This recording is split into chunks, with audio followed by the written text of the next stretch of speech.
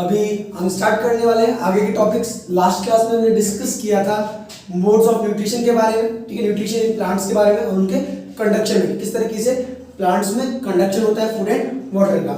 इस क्लास में हम पढ़ने वाले हैं न्यूट्रिशन इन ह्यूमन बीइंग्स, ठीक है। तो देखेंगे बिना टाइम वेस्ट किए, और ध्यान रखना नोट्स बनाना ना भूलें साथ के साथ, ठीक है। तो सबसे पहले ये आपका डायग्राम है एलिमेंट्री कैनल का। मैं बता रहा हूँ कि आपको किस तरीके से nutrition in human beings prepare करना है, ठीक है। देखिए, जब न्यूट्रिशन इन ह्यूमन बीइंग्स के बारे में पढ़ते हैं तो हम बिल्कुल टॉप से शुरू करते हैं और एंड पर खत्म करते हैं, ठीक है। तो करना आपको कुछ यूं है कि सबसे पहले आपको डायग्राम बनाना सीखना है, उसके सभी पार्ट्स के नेम याद करने, आपको लेबल करना आना चाहिए, फिर आपको बारी बारी से उनके पार्ट्स को एक्सप्लेन करते चले जाना है, ठीक है। फिर वो टोटल लास्ट में क्या आप एक्सप्लेन कर दोगे आप जाकर के nutrition in human beings. Clear है? तो देखते हैं ये जो पार्ट होता है, जो सेक्शन होता है, जो माउथ और नोज को कंप्राइज करता है। यहाँ पर जो माउथ है, ठीक है, जो टंग वगैरह कंप्राइज करता है, नोज को नहीं, क्योंकि नोज वाला क्या है, नसल कैविटी।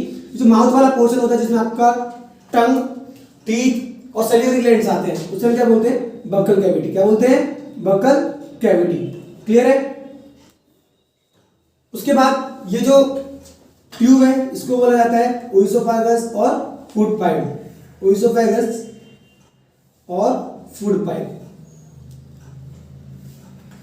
क्लियर है? ये आपका स्टमक, ये पेनक्रियाज, ठीक है, ये लार्ज इंटेस्टाइन,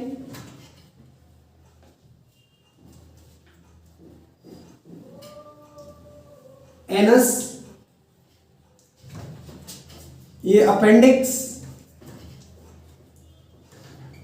ठीक है, ये स्मॉल इंटेस्टाइन,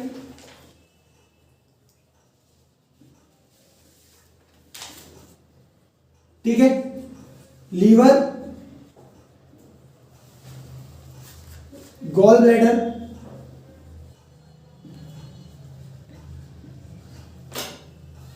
ठीक है। ये भी सभी पार्ट्स हैं, आपको मेंशन करने हैं, ठीक है। जो जो इस पूरे सिस्टम को हम क्या बोलते हैं, डाइजेस्टिव सिस्टम को एलिमेंट्री कैनल, ये जो पाथवे होता है डाइजेशन का, उसे क्या कहा जाता है, alimentary canal. One by one हम क्या करेंगे, सभी को जैसे जैसे फूड का डायरेक्शन होता है, मूवमेंट होता है, उस हिसाब से जो जो पार्ट्स पढ़ेंगे उनका फंक्शन साथ में लिखते जाएंगे। लास्ट में कंप्लीट एक्सप्लेनेशन हो जाएगी किसकी, एलिमेंट्री कैनल की या फिर न्यूट्रिशन इन ह्यूमन बीइंग्स की। क्लियर है? तो देखते हैं इसमें सब कुछ बेसिक टर्म कौन कौन से होते हैं। सबसे पहले जो हम डिस्कस करेंगे उसमें करेंगे आपका डाइजेशन क्या होता है,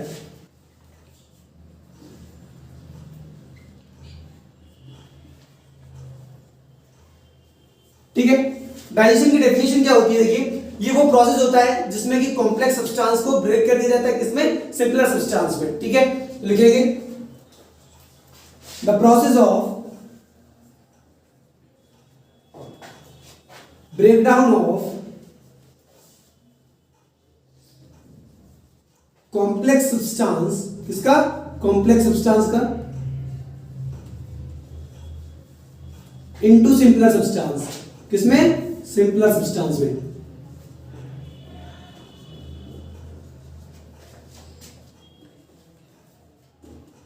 समझ में आ गया सभी को?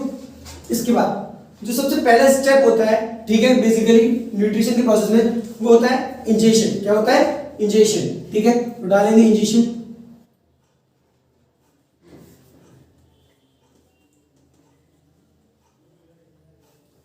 इंजेक्शन क्या होता है, नॉर्मली जो हम खाने का प्रोसेस होता है, मतलब खाना मुंह में लेना, ठीक है, वो प्रोसेस क्या कहलाता है, आपका इंजेक्शन, ठीक है।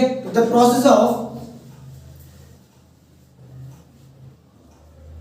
Taking in of food, taking in of food,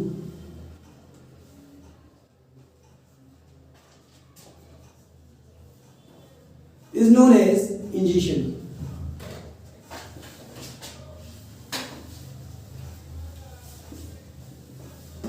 clear है बेटा? समझ में आ गया अभी इतना?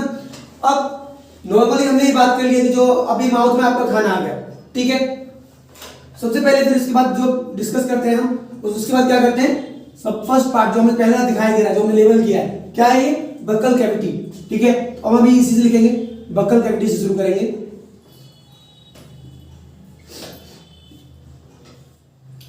ठीक है। अब बकल कैविटी किस किस की बनी होती है? टंग, टीथ एंड सैलिवरी ग्लैंड्स। ठीक है, देखेंगे उसी के बारे में। हम लिखेंगे it comprises of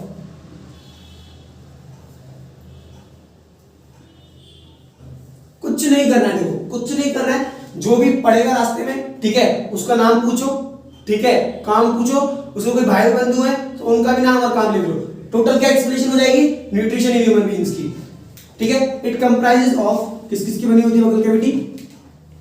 first of all दांत को मुंह खोलते तो क्या नजर आता है, टीथ, ठीक है। तो सबसे पहले टीथ के बारे में, ठीक है, किस चीज में हेल्प करते हैं टीथ, ठीक है, ये हेल्प करते हैं cutting, biting, chewing of the food, ठीक है।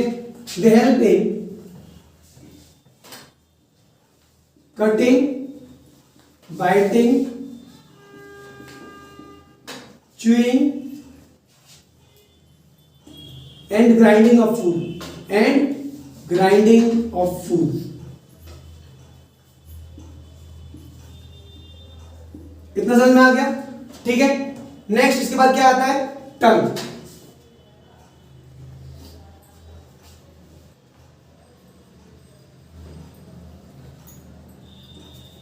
ठीक है। टंग का काम क्या होता है, बेसिकली एक तो टेस्ट करना, ठीक है, टू टेस्ट द फूड, और दूसरा काम क्या होता है इसका, ये खाने को मिक्स करती है किसके साथ, सलाइवा के साथ, ठीक है, mix the food with saliva.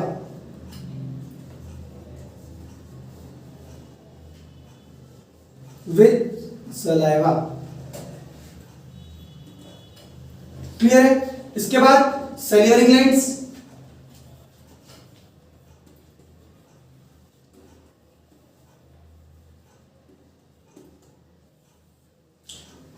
ये सीक्रेट करते हैं सलाइवा, ठीक है, salivary glands secrets saliva, saliva synthesize करता है एंजाइम को, ठीक है, इसका नाम है salivary amylase. Saliva which synthesize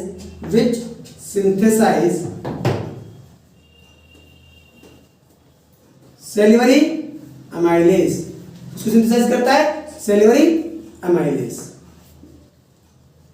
ठीक है। और इस सैलिवरी अमाइलेज का काम क्या होता है, ये सैलिवरी अमाइलेज, देखो जो सबसे पहला डाइजेशन होता है वो माउथ में ही होता है, ठीक है।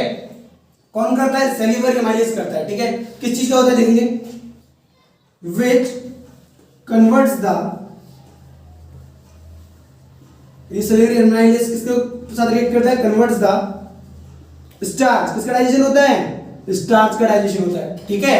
किस चीज में होता है, इनटू सिंपल सुगर्स, किस चीज में कर देता है, सिंपल सुगर्स में, क्लियर है इतना। तो नॉर्मली अभी बकल कैविटी के बारे में हमने एक्सप्लेन कर दिया, ठीक है। इसके बाद देखिए खाना पास कर देता है ओइसोफेगस। अब देखिए ओइसोफेगस क्या है, एक ट्यूब है जो कनेक्ट कर रहा है स्टमक को और बकल कैविटी को, ठीक है। तो नेक्स्ट स्टेप दिखाएंगे हम इसमें, स्टार्ट डाल करके ओइसोफेगस।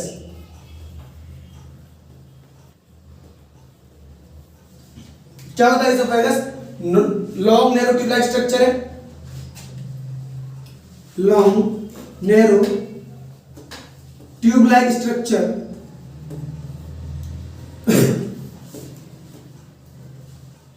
काम क्या होता है इसका, which help in transfer of food from buccal cavity to stomach, which help in transfer of food from buccal cavity to stomach।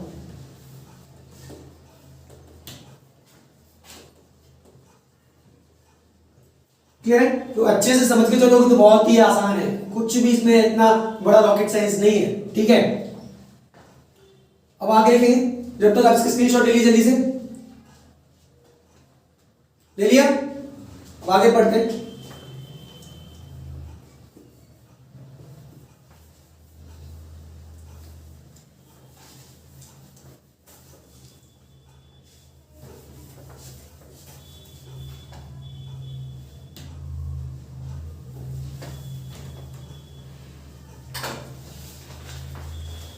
इसके बाद अभी हम किसके बारे में पढ़ रहे थे, ओइसोफेगस के बारे में, ठीक है। ओइसोफेगस में जो मूवमेंट होता है फूड का, ठीक है, उसी में नेक्स्ट पॉइंट लिखेंगे। इसमें जो मूवमेंट होता है फूड का वो किसकी हेल्प से होता है, इसकी जो मसल्स हैं, ठीक है, वो क्या करती हैं, रिदमिक कॉन्ट्रैक्शन करती हैं। जो कॉन्ट्रैक्शन होता है उसका वो प्रोवाइड करवाता है रिदमिक पुश, जिसकी वजह से खाना जो है वो फुल फॉरवर्ड डायरेक्शन में मूव करता है, ठीक है। तो लिखेंगे इसके बारे में, the muscles of oesophagus contract and provide rhythmical push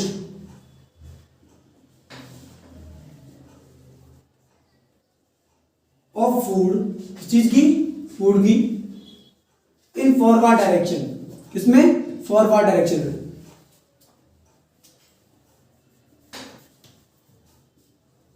ठीक है। और इस मूवमेंट को फूड की को फूड पाइप के अंदर जो होता है उसे हम क्या बोलते हैं, पेरिस्टाल्टिक मूवमेंट, ठीक है।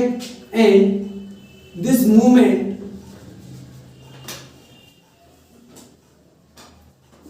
Of food in oesophagus is known as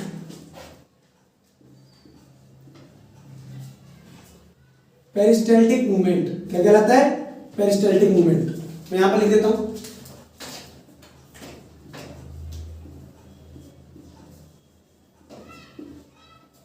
सभी को पता होना चाहिए कि पेरिस्टाल्टिक मूवमेंट क्या होता है, क्लियर है।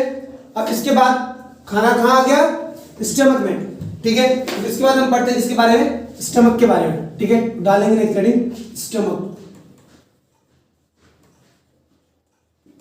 क्या होता है स्टमक, देखिए ये एक जे शेप्ड बैग लाइक स्ट्रक्चर है, ठीक है। तो हम ये लिखेंगे, इट इज जे शेप्ड, कैसा, जे shaped bag like structure, bag like structure. जो क्या काम होता है इसका, which stores the food, which stores the food,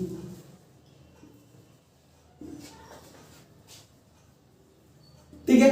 इसके अंदर डाइजेशन भी होता है, तो देखेंगे इसके अंदर क्या क्या डाइजेशन होता है।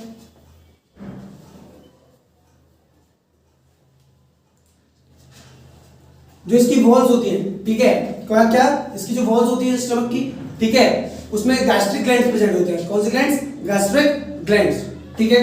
तो लिखेंगे walls of stomach has gastric glands, gastric glands which secrete, तो क्या सीक्रेट करते हैं, gastric juices, gastric juices, जो किस चीज के बने होते हैं, which comprise of pepsin, mucus and HCl, ठीक है। ये एंजाइम्स हैं आपके नॉर्मली, या जूसेस हैं जो कि पाए जाते हैं किसके अंदर, स्टमक के अंदर, ठीक है। अब बेसिकली होता क्या है, पेप्सिन क्या करता है, देखेंगे pepsin react with food in acidic medium, in acidic medium, जो किसके द्वारा प्रोवाइड किया जाता है, HCl के द्वारा, acidic medium provided by HCl, clear है। और ये ध्यान से क्लियर है कि HCl जो है क्या करता है, एसिडिक मीडियम प्रोवाइड करवाता है। और ये जो म्यूकस है, ठीक है, इसका फंक्शन क्या होता है, ये क्या करता है, जो वॉल्स होती हैं स्टमक की उसे प्रिवेंट करता है एसिडिक मीडियम से, HCl के, ठीक है। Mucus prevents the walls of stomach from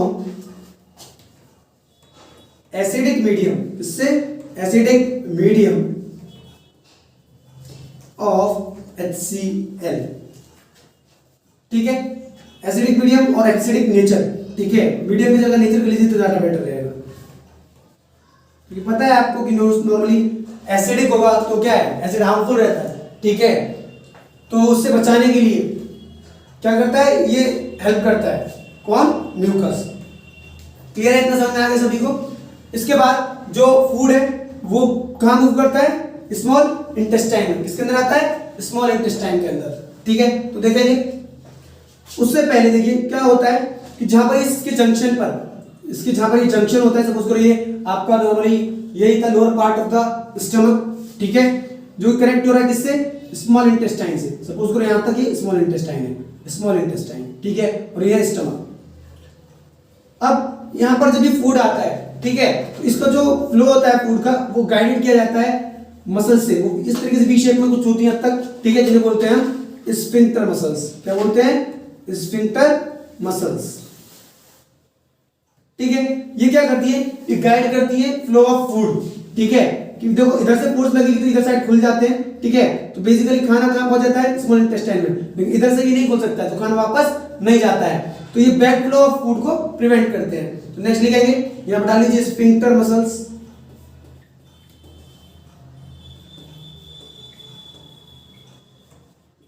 क्या काम होता है स्फिंक्टर मसल्स का, दे प्रिवेंट द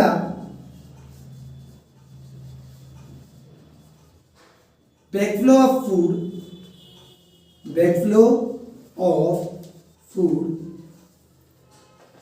from कहां से, small intestine to stomach, small intestine to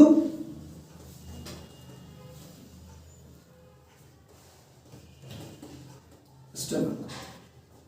clear है, समझ में आ गया एकदम, ठीक है। जल्दी से ले लीजिए, इसका स्क्रीनशॉट ले लो जल्दी से, ले लिया, आगे का डिस्कस करते हैं। देखिए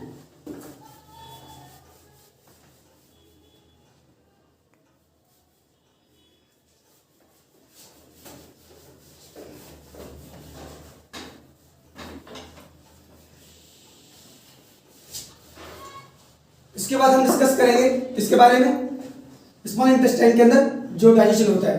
तो पहले डाल लीजिए स्मॉल इंटेस्टाइन,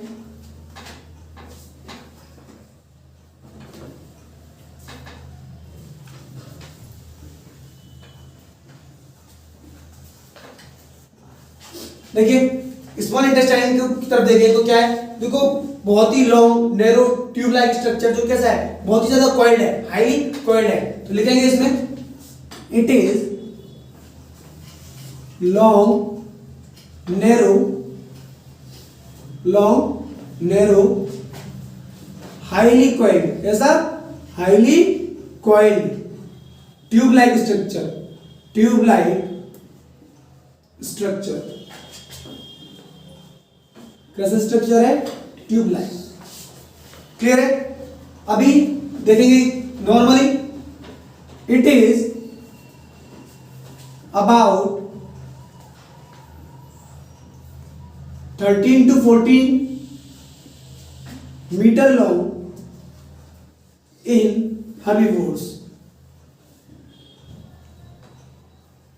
आपको बता दूं मैं नॉर्मली कि एक्चुअल में हर्बीवोर्स की जो इंटेस्टाइन होती है, स्मॉल इंटेस्टाइन, वो लंबी होती है as compare to the carnivores, ठीक है। और नॉर्मली हर्बीवोर्स की सबसे बड़ी, फिर उससे बड़ी ओमनीवोर्स की, और सबसे छोटी कार्निवोर्स की। ऐसा क्यों होता है, क्योंकि देखिए जो हर्बीवोर्स होते हैं वो प्लांट ईटर्स होते हैं, इन्हें डाइजेशन करने के लिए किस चीज का, सेल्यूलोज का, ठीक है, ज्यादा बड़ा सरफेस एरिया चाहिए होता है, इसीलिए जो इनकी इंटेस्टाइन होती है वो बहुत लंबी होती है, ठीक है। तो देखेंगे बिकॉज, क्यों होती है ये लिख लीजिए, because they need large surface area for digestion of cellulose,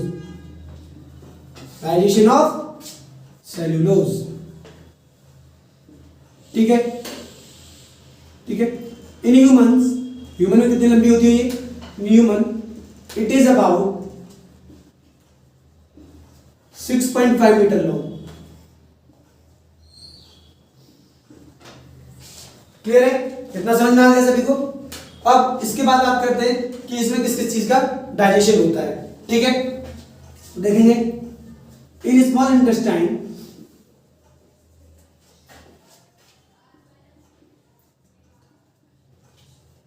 secretions from,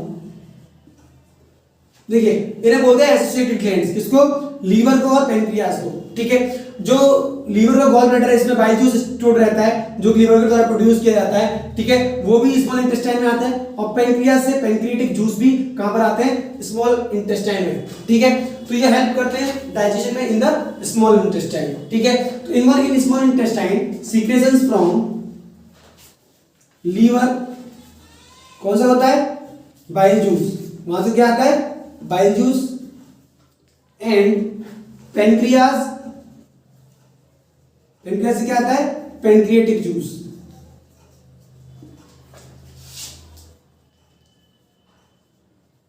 ठीक है, हेल्प इन डाइजेशन, डाइजेशन में हेल्प करते हैं। ठीक है, देखेंगे इसमें पॉइंट। अभी ये जो आपका दिख रहा है कि ये जो बाइल जूस है, ठीक है, ये क्या करता है, नॉर्मली देखेंगे, bile juice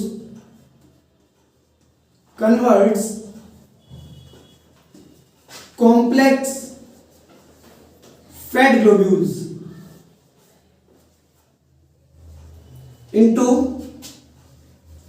simpler fat globules.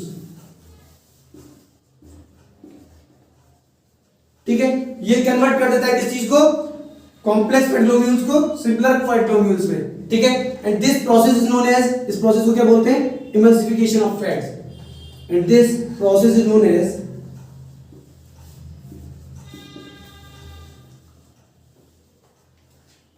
Emulsification.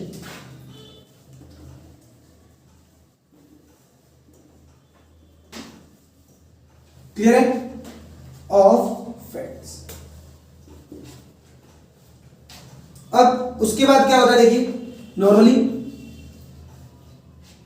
ये जो पैनक्रिएटिक जूस है, क्या, पैनक्रिएटिक जूस। ठीक है, pancreatic juice contains trypsin and lipase, क्या कंटेन करता है, ट्रिप्सिन एंड लाइपेज। ठीक है, lipase convert fat into fatty acid and glycerol.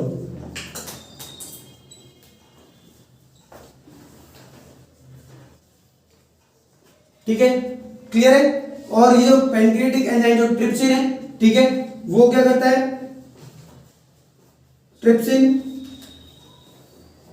Converts proteins into their simpler form.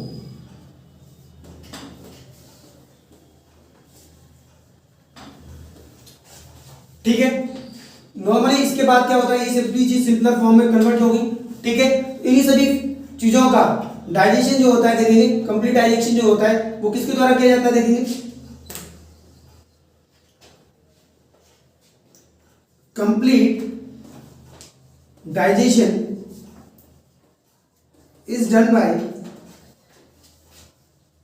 various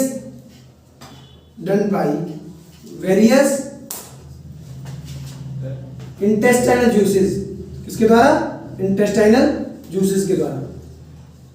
ठीक है, क्या होता है, देखेंगे वो उसमें कार्बोहाइड्रेट्स जो है, यहां पर कंप्लीट डाइजेशन होता है किसका, कार्बोहाइड्रेट्स का, किस चीज में, ग्लूकोज में, इसमें ग्लूकोज में, प्रोटीन का अमीनो एसिड में।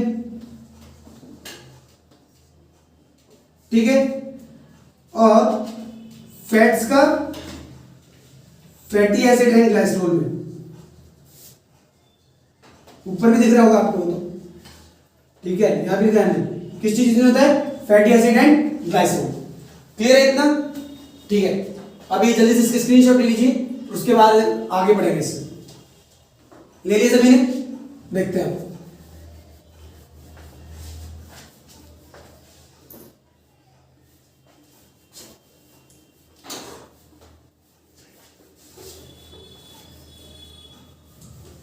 अब एक्चुअल में इसके बाद क्या होता है। देखिए ये जो स्मॉल इंटेस्टाइन है, ठीक है, उसके अंदर नॉर्मली बहुत सारे फिंगर लाइक प्रोजेक्शंस प्रेजेंट होते हैं।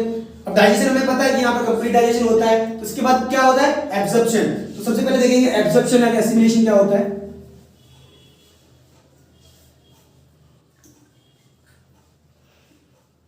Absorption, the process of, actually absorption है क्या? यहां पर जो आपके डाइजेस्टेड, ठीक है, न्यूट्रिएंट्स है, उनको एब्जॉर्ब कर लिया जाता है, ठीक है, और भेज दिया जाता है टारगेट साइट पर। क्लियर है? तो देखेंगे the process of absorbing digested nutrients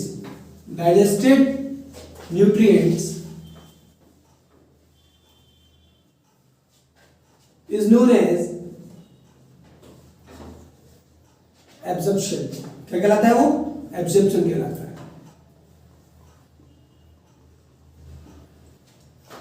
ठीक है, अब आगे देखेंगे इसमें क्या होगा एब्जॉर्प्शन में।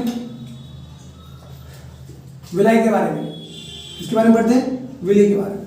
ठीक है, ये क्या होता है नॉर्मली देखेंगे, डायग्रामेटिकली समझ लेंगे इसे। ठीक है, कुछ इस तरीके से फिंगर लाइक प्रोजेक्शंस होते हैं। ठीक है, अब नॉर्मली अगर देखें तो अगर सपोज करो मैं कहता हूं ये जो थ्रेड है इसको मैं इस वाले को मान लेता हूं ए और बी, और ये जो राउंडेड वाला है उसे मान लेता हूं सी and D.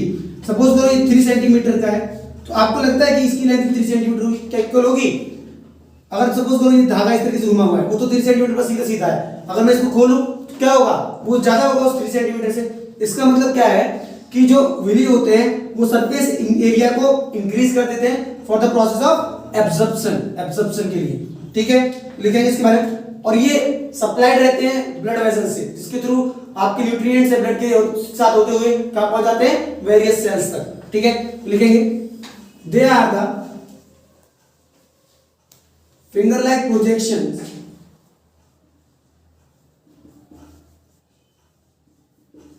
present on the walls of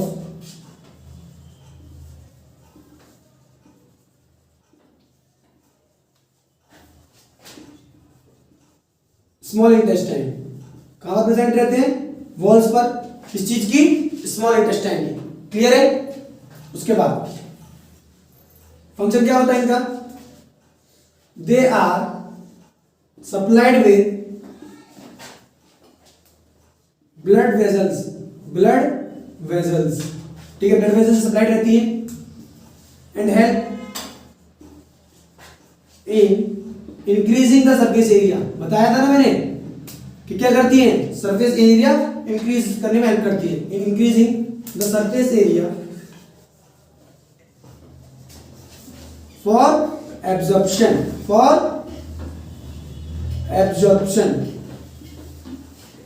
ठीक है, समझ में आ गया इतना? तो यहां पर नॉर्मली आपका एब्जॉर्प्शन शुरू हो गया। उसके बाद जो फूड है वो पास कर दिया जाता है कहां पर? लार्ज इंटेस्टाइन में। ठीक है, तो देखेंगे अभी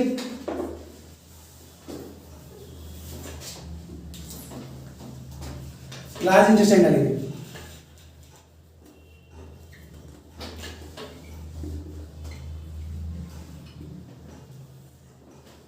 ठीक है, देखेंगे लार्ज इंटेस्टाइन में क्या होता है। Here the absorption of water is done। यहां पर भी विलाय प्रेजेंट रहती है बहुत सारी मात्रा में। ठीक है, बाय द हेल्प ऑफ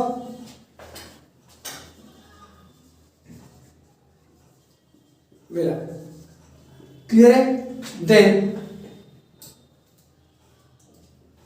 ये पर लिख लीजिए, then the waste product are excreted out through anus।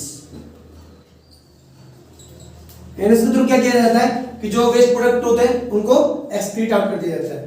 ठीक है, तो इतना ही था इसके बारे में। यहाँ पर आपका डाइजेशन इन ह्यूमन बीइंग्स और the nutrition in human beings complete हो जाता है। ठीक है, अभी बाद में देखेंगे इसके बाद कि अदर टॉपिक्स के ऊपर। तो नॉर्मली आप इतना याद कीजिए, तैयार कीजिए, इसे अच्छे से नोट कर लीजिए। ठीक है, अब इसके बाद जो हम डिस्कस करने वाले हैं वो क्या है, रेस्पिरेशन इन ह्यूमन बीइंग्स। ठीक है, रेस्पिरेशन के केस को डिस्कस करेंगे।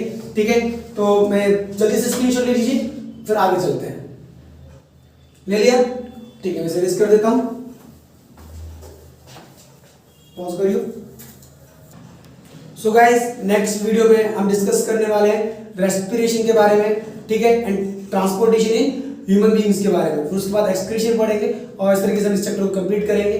तब तक मैं मेहनत कर रहा हूँ लगातार आपके साथ। ठीक है, लगातार वीडियोस अपलोड कर रहा हूँ, आप भी अपना टाइम टू टाइम करते रहें, साथ के साथ नोट्स बनाते रहें। ठीक है, और स्पेशली इस वीडियो को जितना हो सके उतना ज़्यादा शेयर करें, स्पेशली उन बच्चों के लिए जो कि कोचिंग क्लासेस अफोर्ड नहीं कर सकते और हमारे इस कंपेनी को, इंडिया को कोचिंग फ्री बनाने वाले कंपेनी में हमारा सपोर्ट करें। Thank you so much guys, इस वीडियो को एंड तक देखने के लिए।